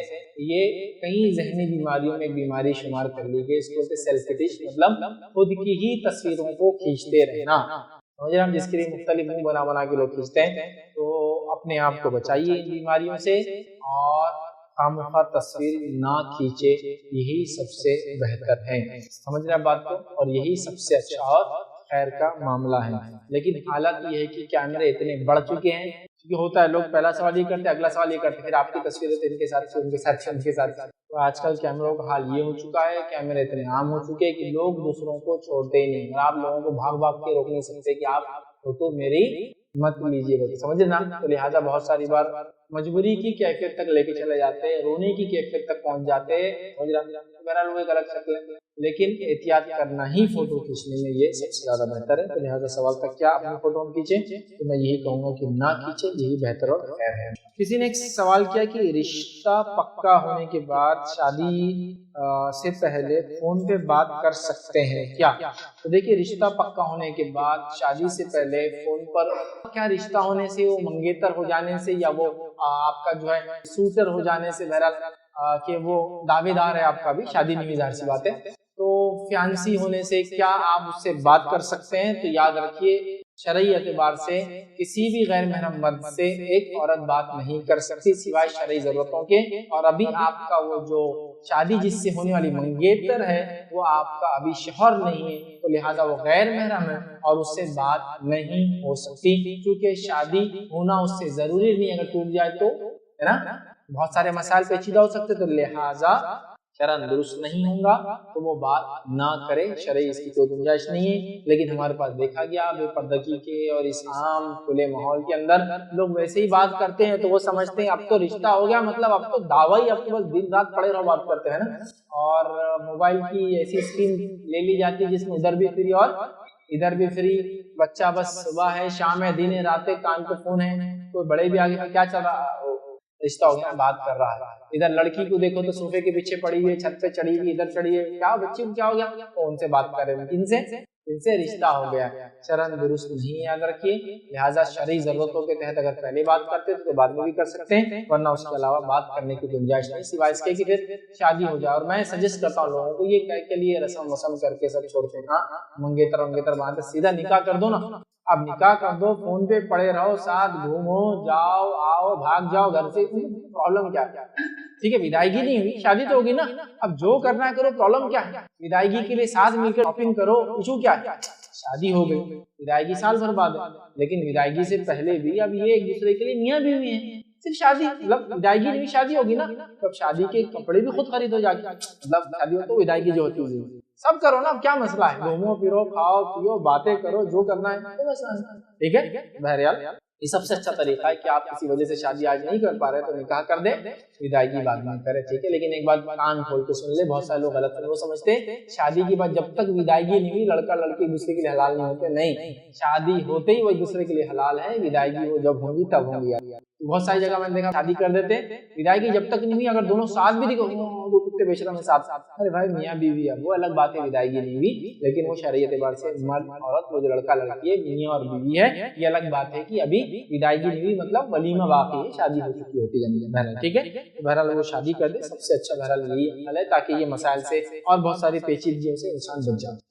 سوال کیا ہے کہ if in a joint family our brother buys some property is there a part for other brothers؟ ایک جوائنٹ فیملی میں اگر ایک بھائی کو پراپرٹی بناتا تو کیا دوسرے بھائی کا حصہ ہے؟ تو دیکھیے اگر وہ بھائی جو پراپرٹی بنا رہا ہے وہ جوائنٹ فیملی کی جوائنٹ انکم سے اگر بنا رہا تو بھائیوں کا بھی حصہ ہوگا، لیکن اگر ایک جوائنٹ فیملی میں بردر اپنی انکم سے اپنی پراپرٹی بنا رہا ہے تو وہ عام حالت میں بھائیوں کا حصہ نہیں ہوگا، خاص حالت میں ہو سکتا ہے، جب اس کے بیوی بچے نہ ہوں تو بھائیوں کو بھی جا سکتی ہے بہنوں کو بھی جا سکتی ہے، بٹ اگر اس کے بیوی بچے ہیں تو پھر نہیں جائیں گے، تو عام حالت میں نہیں جائیں گا، خاص حالت میں جا سکتا ہے۔ تو اگر جوائنٹ فیملی میں جوائنٹ پراپرٹی سے ڈیولپمنٹ ہوتا ہے تب اس کو سب کا حصہ ہوگا، اور جوائنٹ فیملی میں رہتے ہوئے لیکن اس نے اپنے الگ بزنس سے ڈیولپ کیا تو پھر وہ اس کی مانی جائیں گی، سوائے اس کے کہ پھر کنڈیشن سے کچھ اس کو بیوی بچے نہ ہو اگر، تو بہرحال پھر اس کے بھائی بہنوں میں بھی تقسیم ہو سکتا ہے، اگر وہ ہو تو پھر انشاءاللہ بھائیوں کو اس میں حصہ نہیں ملے گا۔ ایک سوال کیا رزق کو روکتا ہے کا معنی یہ بھی ہو سکتا ہے کہ برکت نہیں رہتا، جیسا آپ نے بتایا صبح میں برکت ہے؟ دیکھیے رزق کو روکتا ہے کا معنی برکت نہیں ہوتا ایسا نہیں، چونکہ میں نے تو اس کے الفاظ بھی سنے حدیث کے، جو لوگ پڑھاتے ہیں نوم صبحتی یمنع رزق، صبح کا سونا رزق کو روکتا ہے، تو وہاں سیدھا سے برکت کا لفظ ہی نہیں، اور حدیث جو صحیح ہے اس میں ہے اللہ تعالیٰ نے میری امت کی صبح میں برکت رکھی ہے، یہ بالکل ہی الگ ہے۔ کسی نے سوال کیا کسی کا انتقال ہونے کے بعد خواب میں بار بار آ کر کہتے ہیں کہ میں پریشان ہوں تکلیف میں ہوں تم کیا کریں؟ تو دیکھیے اگر کوئی ایسا ہو کسی کا انتقال ہو جائے خواب میں آ کر وہ کہے کہ میں پریشان ہوں تکلیف میں ہوں، تو آپ اس کے لیے استغفار کریں، اس کے بجانب سے توبہ کریں اور اس کے نام سے صدقہ کر سکتے تو کریں، یا اس کے کوئی وعدے ہوں اس کو پورا کر دیں، یا اس کے نام سے جو بھی خیر خیرات کر سکتے جو اعمال اس کو مل سکتے ہیں، جیسا اس کے بدلے میں حج کرنا، اس کے بدلے میں عمرہ کرنا، اس کے نظر یا منت کے روزے رکھنا، اس کے وعدوں کو پورا کرنا، اسی طرح جو ہے اس کے نام سے صدقہ خیرات کرنا، اس کا اجر ملتا ہے۔ ساتھ میں مومن کا استغفار دوسرے مومن کے لیے قبول ہوتا ہے، کیونکہ صحابہ دیگر صحابہ جو انتقال کر گئے اور اس کے بعد کے لوگ دوسرے کے لیے استغفار کرتے رہے، اور پچھلے جو لوگ چلے گئے ان کے لیے ہم بھی استغفار کرتے آج، ظاہر سی بات ہے آپ ان کے لیے استغفار کریں اور ان کے لیے کچھ خرچ کر سکتے تو کریں انشاءاللہ، جس یہ نہیں، اور باقی رہا وہ بار بار آ کے کریں، اسی پر اپنی بات کو ہم ختم کریں گے انشاءاللہ۔ وآخر دعوانا الحمدللہ رب العالمین، سبحان ربک رب العزۃ عما یصفون وسلام علی المرسلین والحمد للہ رب العالمین۔